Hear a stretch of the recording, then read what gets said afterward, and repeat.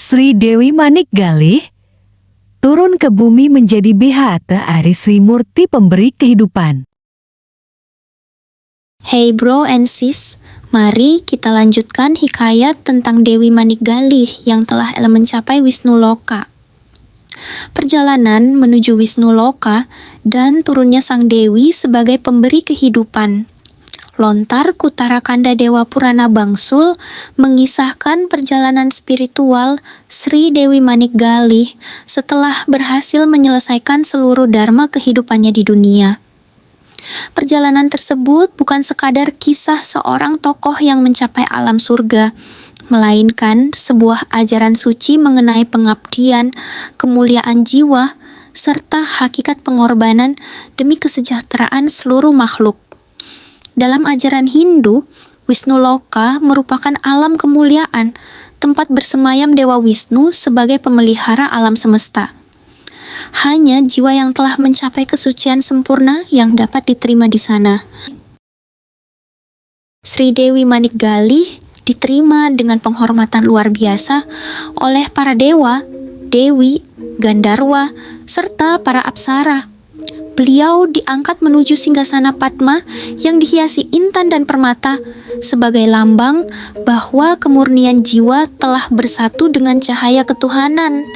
Di alam suci itulah beliau memperoleh nama baru sebagai Batari Sri Murti, sebuah gelar ilahi yang menandakan penyatuan antara kemurnian jiwa, kemakmuran, kasih sayang, dan kehidupan. Penyambutan di Wisnu Loka. Sesampainya Sri Dewi Manik Galih di Wisnu Loka, seluruh penghuni kahyangan menyambut beliau dengan penuh sukacita. Para dewa, dewi, apsara, dan seluruh makhluk surgawi menghormati kesucian beliau. Pengangkatan menuju Padma Asoca yang dihiasi ratna permata bukanlah sekadar penghormatan lahiriah, tetapi merupakan simbol bahwa jiwa beliau telah mencapai kesempurnaan spiritual. Padma atau bunga teratai melambangkan kesucian yang tumbuh tanpa ternoda oleh lumpur dunia. Ratna melambangkan kebijaksanaan, sedangkan Kundala menunjukkan cahaya pengetahuan ilahi yang telah menyatu dalam diri beliau. Karena kemuliaan tersebut, Sri Dewi Manik Galih tidak lagi dipandang sebagai manusia biasa, melainkan sebagai manifestasi sakti Tuhan yang memancarkan kemakmuran. Turunnya Batari Sri Murti ke dunia. Setelah memperoleh kemuliaan di Wisnu Loka, Batara Guru mengeluarkan titah agar Batari Sri Murti turun kembali ke Madhyapada atau dunia manusia. Dalam lontar disebut sebagai supatan. Namun, makna kata tersebut tidak semata-mata kutukan, melainkan sebuah ketetapan ilahi yang mengandung tugas suci.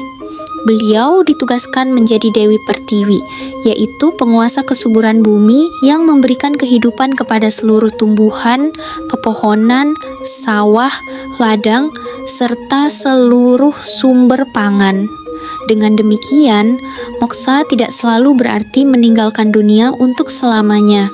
Jiwa yang telah sempurna justru dapat kembali demi melaksanakan dharma yang lebih agung. Pengorbanan tersebut menunjukkan bahwa kasih sayang seorang dewi tidak berhenti pada pencapaian dirinya sendiri, tetapi diwujudkan melalui pelayanan kepada seluruh makhluk. Konsekuensi dan penghormatan semesta. Lontar melanjutkan bahwa seluruh kejadian tersebut disaksikan oleh manusia maupun para dewa. Semua yang hadir menyaksikan bagaimana seorang manusia yang hidup dalam dharma akhirnya dimuliakan menjadi dewi. Peristiwa itu menjadi teladan bahwa kehidupan suci akan dikenang bukan hanya di dunia, tetapi juga di alam para dewa.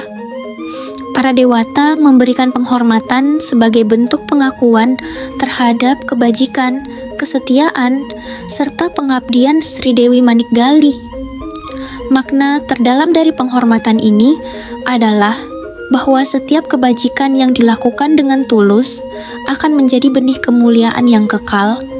Dalam pandangan Dharma, Kemuliaan bukan diperoleh karena kekuasaan, melainkan karena pengorbanan demi kesejahteraan semua makhluk.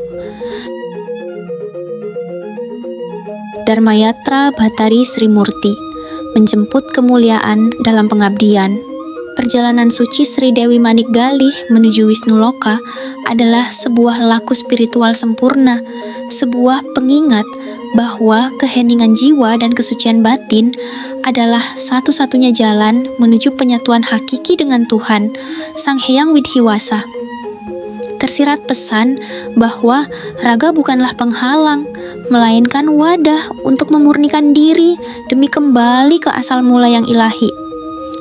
Pengangkatan beliau sebagai Bhattari Sri Murti adalah anugerah sekaligus saksi nyata bahwa Atman yang bernaung dalam raga manusia memiliki potensi untuk mencapai derajat ketuhanan, Jivan Mukti.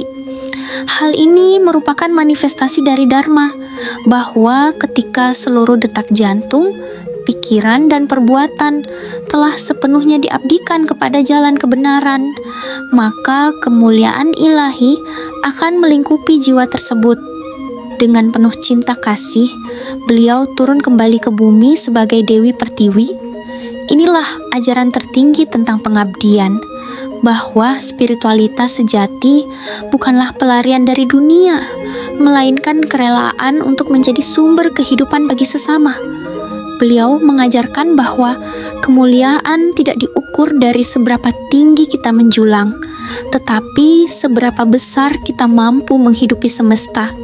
Setiap bulir padi yang menguning, setiap helai daun yang bersemi, dan hamparan sawah yang menghijau adalah persembahan nyata dari kasih sayang Bhattari Sri Murti.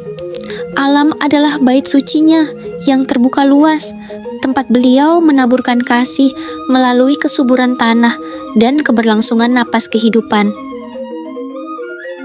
Bro and sis, oleh karena itu, memuliakan bumi, menjaga kelestarian alam, merawat setiap benih yang tumbuh, serta hidup selaras dalam ikatan dharma bukanlah sekadar laku sosial, melainkan bentuk bhakti yang paling suci kepada Bhattari Sri Murti. Dalam setiap jengkal tanah yang kita jaga, di sana pula kita sedang bersujud dan menyembah kemuliaannya. Semoga kita senantiasa diberikan tuntunan untuk menjaga bumi sebagai bentuk persembahan kasih kita kepada Sang Pencipta. Rahayu.